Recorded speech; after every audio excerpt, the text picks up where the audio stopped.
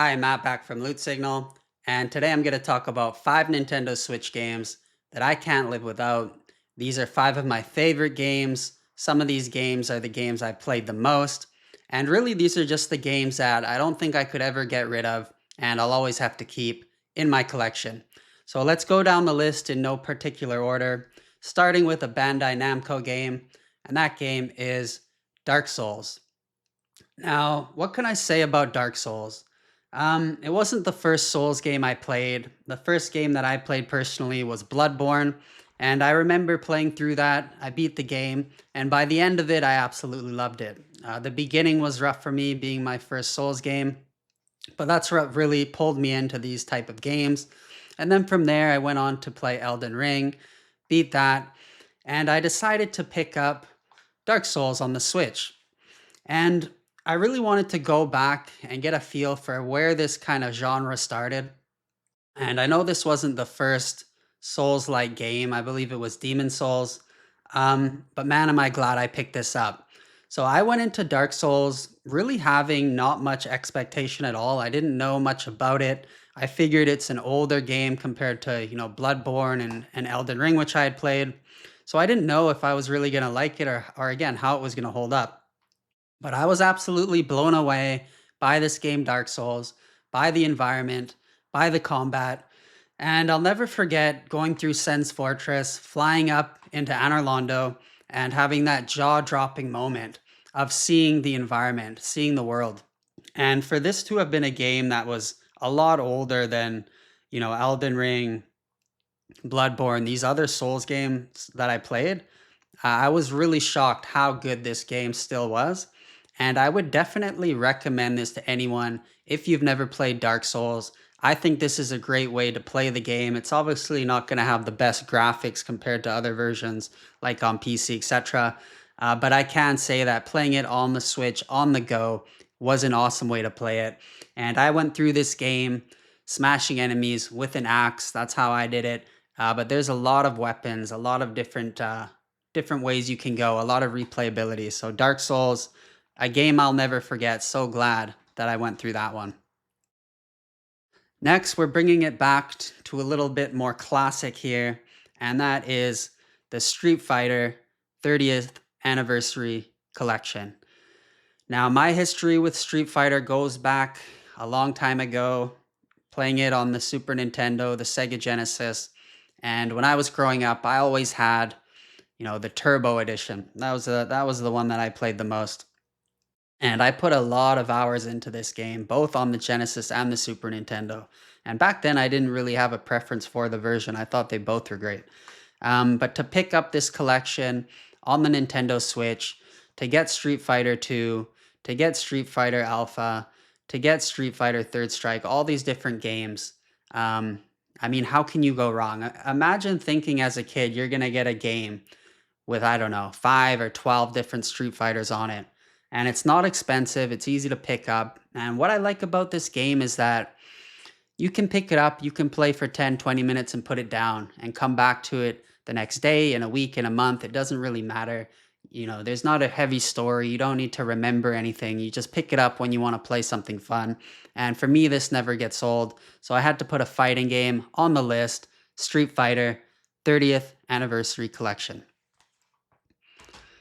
Now, moving on, a game everybody knows, probably a game you're not going to be surprised to hear about on this list, but that game is Breath of the Wild. I'm not going to talk too much about it because we all know about this game, but one thing I'll say is that I actually prefer this to Tears of the Kingdom, and I do wonder how many other people are on the same page as me. Maybe drop a comment, let me know, what do you prefer, Tears of the Kingdom or Breath of the Wild? For me, it's Breath of the Wild, and I think why I like it more is that I actually didn't mind the simplicity of it. Like Tears of the Kingdom brought in a lot more complexity and a lot bigger world environment, and to be honest, I don't think I really needed that. Breath of the Wild was perfect for me. I didn't play Breath of the Wild and think that, I need a whole underground world and a whole, Sky Island world. The world itself I thought was awesome. The only thing that I didn't really like about it was the lack of dungeons, which is something I will say Tears of the Kingdom did better. But overall, I'd pick this game out of the two any day. Just really loved it. First playing it, jumping into the world, was so surprised by how good it was. And I'm really curious to see what Nintendo's going to do with Zelda moving forward on the Switch too. Are they going to come out with another game with the same art style and play style as Breath of the Wild and Tears of the Kingdom? Or are they going to do something revolutionary again? But had to put Breath of the Wild on the list. Now, this one you might not expect, and I really love this game, made by Square Enix, and that is Dragon Quest XI Echoes of an Elusive Age Definitive Edition. Now, my history with Dragon Quest isn't that deep. Back in the day, I believe I picked up Dragon Quest 1 and 2. I forget if it was the Game Boy Color or the Game Boy Advance. I think it was the Game Boy Color, but I can't remember. But anyways, I've still got it somewhere. But that's where my introduction to Dragon Quest was. And I remember playing that game, and I think I was just too young to really fully enjoy it. I had a hard time navigating, figuring out where to go. I think I'd like it more if I played it now. Um, but anyways, from there, I never touched a Dragon Quest game until Dragon Quest 11. And man, am I glad I picked this up because this is one of the best games I played on the Switch, and it kind of lit my fire for JRPGs again, for turn-based RPGs. And again, went into this with very low, well, I wouldn't say low, limited expectations because I just didn't know much about it. Picked it up used off somebody for a good price. And man, did I love this game. Again, played all the way through it, just surpassed my expectations with the story, with the character building, with the environment, with the items, navigating. The combat was awesome, and I love the challenge of the game. So again, would definitely recommend. Had to put a turn-based RPG on the list, and this is a game I could see myself playing through again, which is very rare for me. But it was that good, and I gotta say I'm pretty hyped for the next Dragon Quest game.